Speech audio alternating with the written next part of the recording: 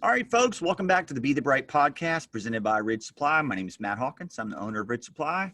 This is Jordan. I think he's down today. This is Jordan Spoon. He's our dude behind Instagram's Arsenal account, our ambassador group. And our special guest today is Matthew Kutilek. Matthew Kutilek is coming to us from Northern Virginia right now, and he's a longtime friend of mine and an Arsenal member as well, one of the original Arsenal members. Mr. Kutilek, welcome. Thank you very much, Matt and Jordan. I appreciate it. It's great to be here this morning. Well, glad to have you on. Yeah, man. We just a quick background story. We met when you were you're in the Marine Corps. You're stationed down here at Lejeune, where I live. I think it was 2013. Does that sound about right?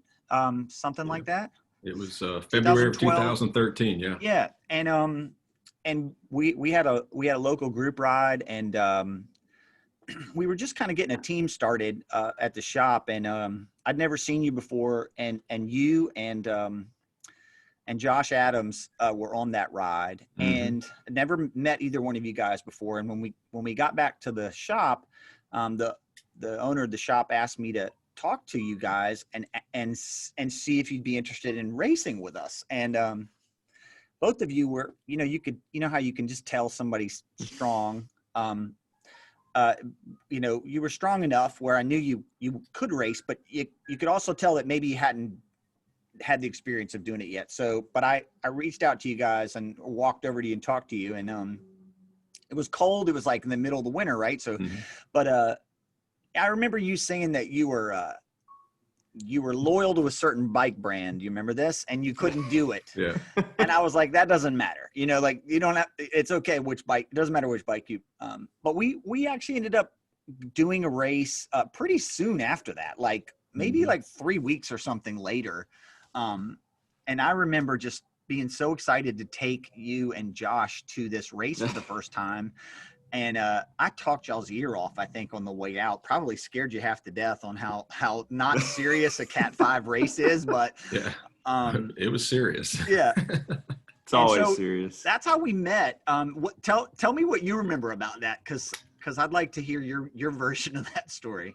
Yeah, that's about it. I was total amateur hour. I had just started riding a bike. In fact, I had less than 1,000 miles on a bike, probably less than 500 miles, and so I was operating out of pure ignorance and stupidity. And didn't know anything about racing or anything like that, but you intrigued me. So yeah, we, myself and Josh decided to race with you. It was up near High Point, actually, in a 7 or 8 mile loop, Cat 5 race. So we spent 2.5 hours from 5 in the morning till 7:30 strategizing the Cat 5 race, really building it out. Remember I told you about being the shark? Do you remember that? Oh yeah, gotta be the shark. Gotta be the shark. That was the first experience I had, and there was so many crashes in that race. I was scared to death and scarred for the rest of until now of racing in huge, massive groups. Yeah, that's basically what happened to you guys. You were strong enough to be up towards the front, but it's so easy, especially when the road's not closed. There was enough there must have been 70 or 75 people in that race, and so you get pushed to the back, and it's really hard to like bully your way back up to the front. Yeah. And I just remember it was like little bombs going off behind. You'd hear the push, and people would just scatter into the woods. And there were people literally headbutting on a Cat 5 race in the middle of the race as if they're going for a World Tour UCI sprint. I mean, it was insanity. Guys headbutting and getting launched off the bike. It was just horrific. Great experience. Sounds like a phenomenal first experience to racing. Good intro, Matt. Yeah, it was awesome. And then we rode some more after that. Group rides and stuff. And I remember before we did the second race, which wasn't that far after that, I remember it started to warm up a little bit, and you and I went out and we rode with Josh, and you weren't wearing tights or leg warmers for the first time. And I noticed just during the ride, you don't want to say something to somebody you've never really met before, but I mean, I was like, your leg was kind of like mangled up pretty good, and I was like, dude, what happened to your legs? So tell us about what happened to your leg. So yeah, 2 years prior to meeting you, I had in Afghanistan on 5 March 2010, I was shot by a sniper in a place called Laki, Afghanistan. So this high velocity bullet impacted the right side of inside of my right leg, caused an open compound fracture to the tibia. It severed 2 or 3 arteries in my leg. I totally bled out. It severed 9 centimeters of my tibial nerve. I had compartment syndrome because I bled out, and so that required a fasciotomy, which is a massive scar on the right side of my leg. The bottom line is it required 2 years, 11 surgeries over 2 years. The Lord saved my leg and my life. It's a pretty miraculous story. But after my 10th surgery in May of 2012, so 14 months after I was shot, I was in extreme pain. I couldn't walk. I was very discouraged. No exercise for a year and a half. I went up to Portsmouth, Virginia, and I told the orthopedic surgeon there, I said, look, if you can't fix it, just amputate my leg, because I was in extreme pain every day. And this mad scientist, orthopedic surgeon named Robert Gaines, he said, oh, no, here's your 3 options, and this is the 3rd option. We're going to do an osteotomy. We're going to saw your tibia and your fibula totally in half. We're going to rotate your leg, realign it. Then we're going to put a rod in the length of your tibia and put in 4 screws to adjust it, and you'll be good to go. Get one more surgery on your foot, fusing my toes straight so they wouldn't be curled under, and you'll be good. Well, after that surgery, he said, I want you to start riding a stationary bicycle.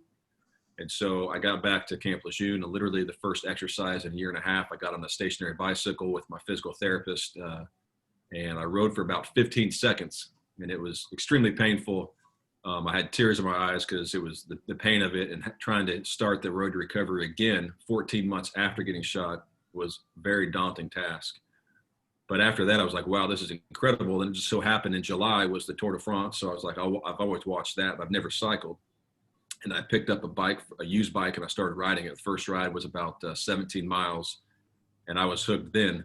So I deployed back to Afghanistan in 2012 for 7 months. And then I got back, and then that's when I met you, was in January of 2013. And then we started riding together. It was cold, like you said, and then I still had a massive scar. I mean, my scars really they're still there. They didn't really reduce for about 5 or 6 years. Yeah. And it's kind of a unique scar based off the fasciotomy. I have a skin graft in my thigh and my lower leg. So you can see all the inner workings of my right leg on the outside of my leg, all the muscles and tendons and everything. And that's when I met you, and it was, it was pretty cool. But then what the rest of the story, or the rest of the beginning of the story, is you really motivated me to say, hey, look, I never ridden more than 27 miles. I used to get smoked on a 27-mile ride. And then you said, let's do a 100-mile ride. And so I'll never forget that Saturday morning where you and about 5 of us, you literally pulled me around Jacksonville, North Carolina. And we pushed, but yes. Yeah. and that was my first century, literally a couple months after I started riding. Yeah. So that was my introduction to you, but it was nothing but positive memories since then. But yeah, I'll never forget when you saw my leg for the first time. That was a bit awkward, but it's okay. Well, it was, honestly, where we live, we do have a lot of folks that you see around that are, that have been injured or missing some limbs. And it's honestly not that uncommon down here. And so instead of gawking and staring, normally you just thank people for their service and chat them up. But you were decently, I would say decently strong back then, for not having any real experience. And injury aside, but you ran before that, right? You were kind of a runner. Prior to getting shot, I've been in the Marine Corps for 10 years, but I've ran 6 marathons, countless half marathons, 10Ks. I was decent. Yeah. But only time I've ever ridden a bike is I did a sprint triathlon on a whim in 2006 or so down in South Carolina. That's the only time I've ever ridden a bike. But due to my injuries, I couldn't run at the time. That's a different story, but I didn't run for 10 years. So cycling was my only form of exercise. And you never know what it's like until you can't exercise for 2 years. And all of a sudden now you can do cardiovascular training. Then you have a goal to train for. I'm obviously goal oriented, like to punish myself. And so I did all I could to ride as much as possible, get on every group ride.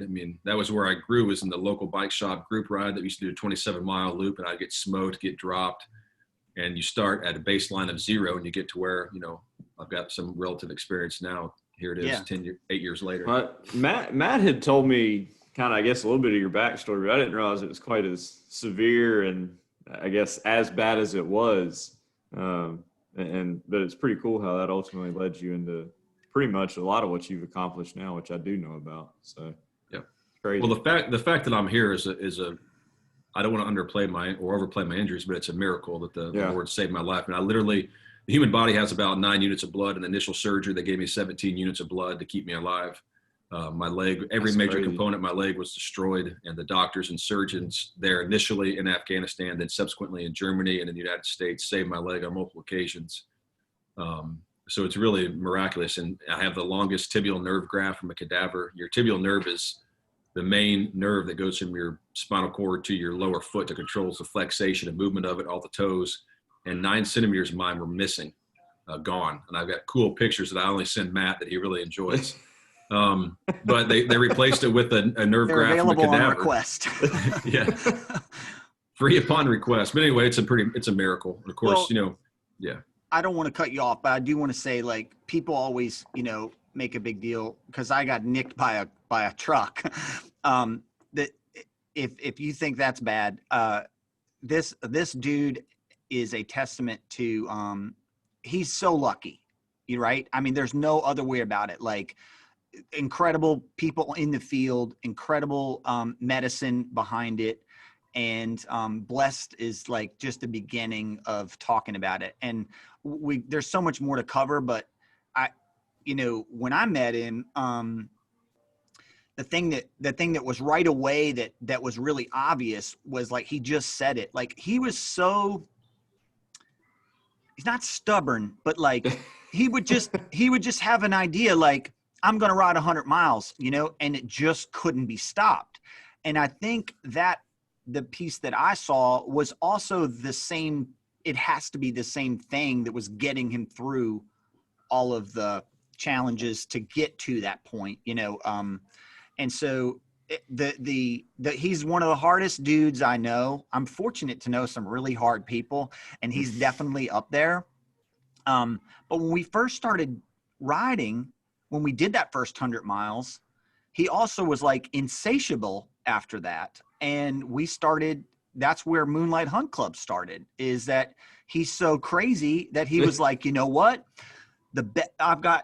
He had 3 girls at the time, right? I think. Right. And he's like, I've got 3 little girls. I got to be home for them. And on Saturday morning, we're going to get up at 3:30 and we're going to start riding at 4 and we're going to get a century in and I'll be home by 9. And that way I can crush the whole day with being a dad. And I was just dumb enough to be like, yeah, that sounds like a great idea. And we used to do that every single weekend, for the long time. And that's how Josh and I and Matt started riding. And somewhere along that line, he decided that he had to do Dirty Kansas because he's from Kansas. And so when we come back, I definitely want to talk a little bit about that, because I thought he was totally crazy when he came up with that idea. But he's now done it. How many times have you done it? 5? 5 consecutive Dirty Kansas 200s and 1 DKXL last year. Oh yeah, that's right. Just the casual DK. Just the I casual. forgot about that. Yeah. Well, Matt, thank you for this intro episode. Subtle. Anybody wants those pictures, you can request them from me for a fee. They are not for the faint of heart. But he loves to just drop them in my phone whenever he feels like it. So luckily, I'm okay with it. Thanks for being here, boys. I can't even remember what episode this is. Is it 33? I think it's 33. I think we're on 33. And we'll be back to chat Dirty Kansas and all things endurance craziness. Thank you, sir.